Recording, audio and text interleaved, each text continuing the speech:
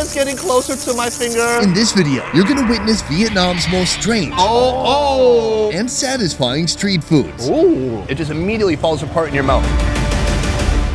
But first, let's back up.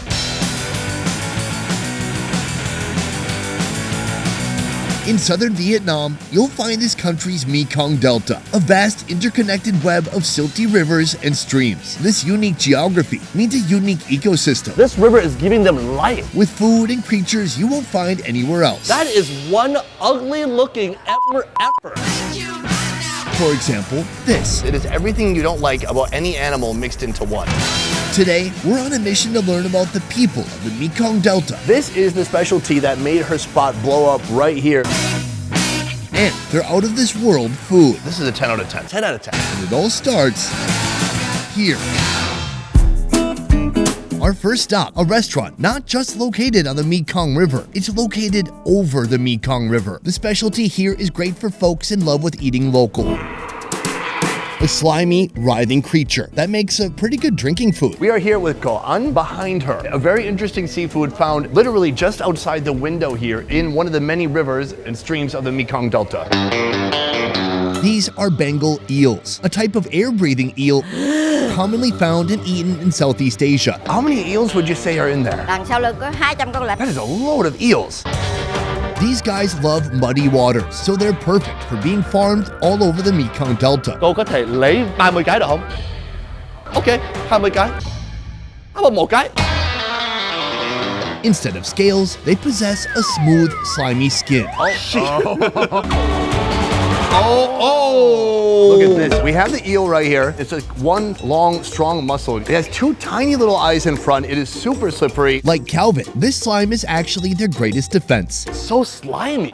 Miss An has been selling them in this restaurant for the last 30 years. I think she's just banking on the freshness of these ingredients. People can come in and see it for themselves. This is one of those Asian traditions I can get behind when it comes to dining out. Seeing the food you're gonna eat, staring it into little beady eyes and saying, hey, I want this one.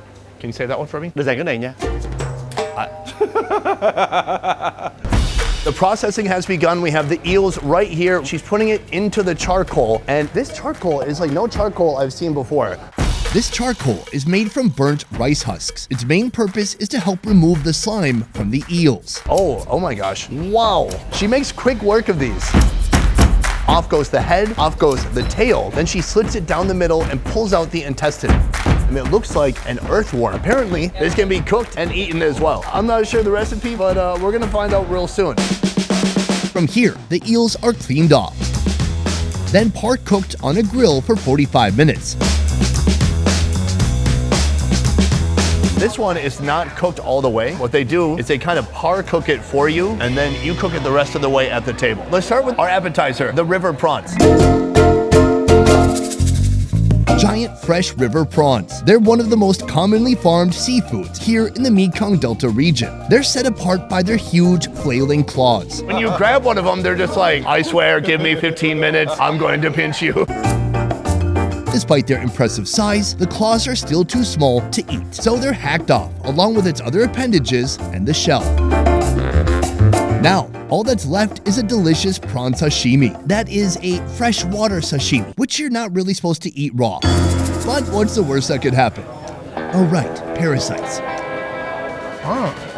It's a very clean flavor, super meaty, and nice and interesting texture. You can feel the tissue tearing apart as you eat it in a really interesting way. That is very nice.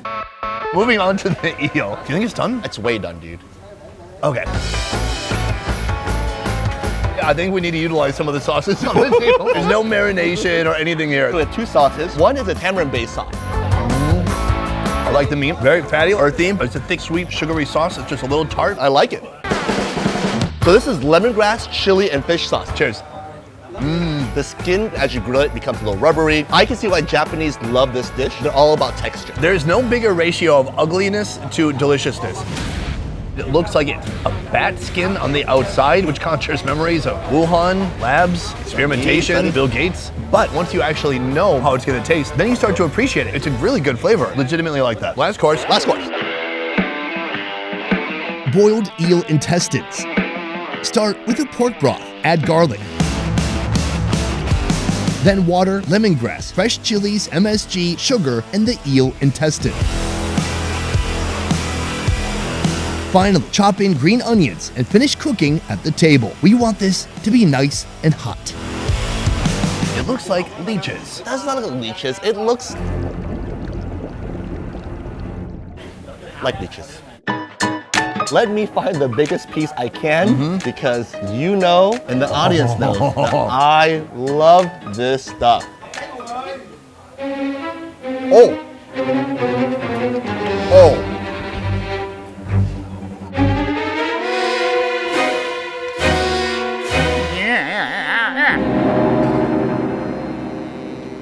Oh, Calvin, that's one of the worst things I've ever eaten. Holy cow, it was so bitter. I'm glad we saved that for dessert. That is a nice touch to end the meal with. The texture is good. It's like a little chewy at first. Then the bile starts leaking out. It's insanely bitter.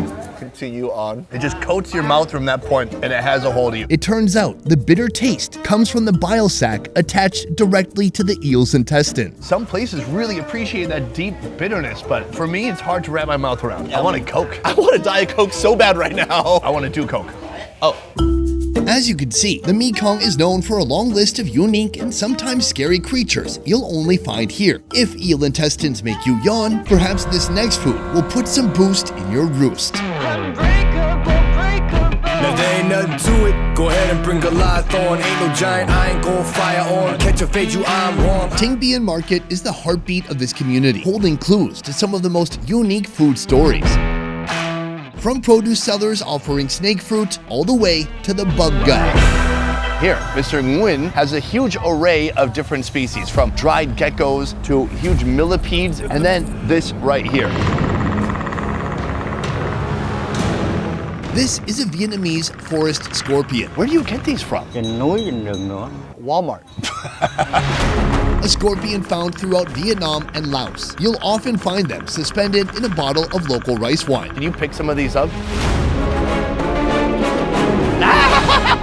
Why do you keep putting them over me for? Oh, God, it's getting closer to my finger. Take a deep breath.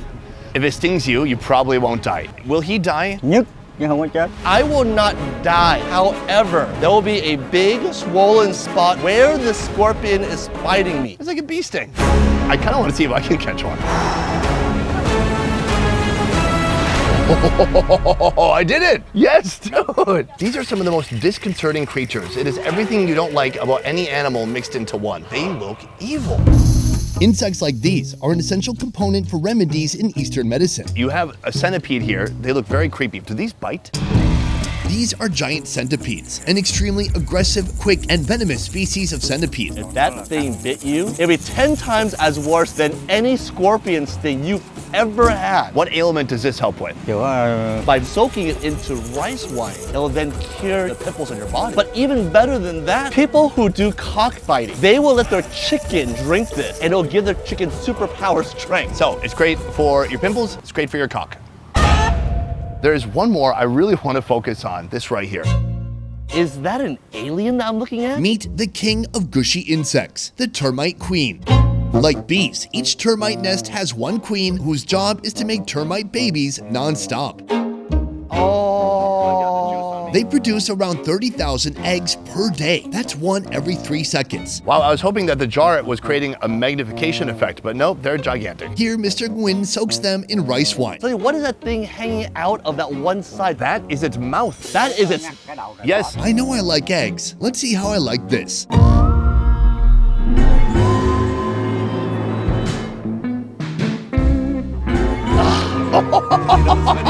That is a new sensation. The worm membrane gets stretched out and swollen. As you bite into it, the membrane breaks open, and then there's this interesting combination of the contents of the worm plus the alcohol mixed together, leaking out into your mouth, and then there's a little crunchy head part. Wow, I cannot believe that exists. The other part is I have a buzz right now. I feel like I just took 2 shots of vodka. As you can see, some guys in the Mekong Delta really love their rice wine, whether it's paired with bugs or with our next food. This is pork, but it's no cut of pork you've ever seen before. This is the specialty that made her spot blow up right here. This is pig eye used for her pig eye hot pot.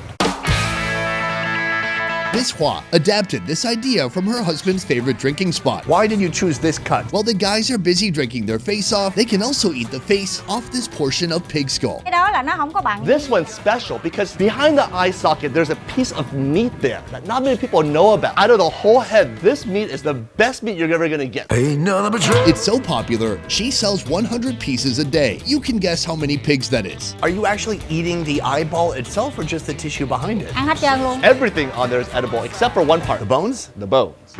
Before you can enjoy this hot pot, the face parts must be boiled until they become tender. Is it gonna help my vision or something?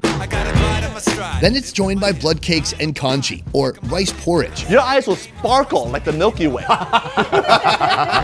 Add straw mushrooms, chopped greens, ginger, green onions, and fried shallots. On the side, pig brain and bone marrow. This is already bubbling up. I'm gonna attempt to pull this off. Okay, be careful. It is very, very hot. I've got this piece right here. I think it's the jaw muscle that's responsible for like when your teeth grind. Or when you're doing MDMA. Oh yeah. Oh. It's tender, porky. I enjoy that a lot. You come around to the eye socket, there is some more meat over here. Yes, this is the piece she was talking about. Take a look at this. Here is the eye, and then as you go back, there's the retina and all the muscles that help control the eye. Stunning. It's like no other texture that I could ever describe. It's soft, it's fatty, it's moist.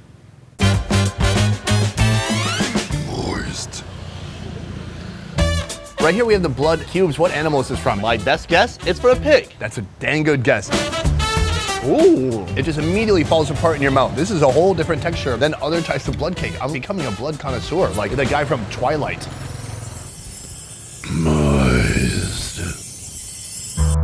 Here, we have some organs, some brain, and we've got some bone marrow in here too. Remember what she says, whatever you eat, that helps that part of your body. If you eat the brain, you get smarter. If you eat the eye, your eyes become brighter and shinier. If you eat a penis, then you get so good at eating penis.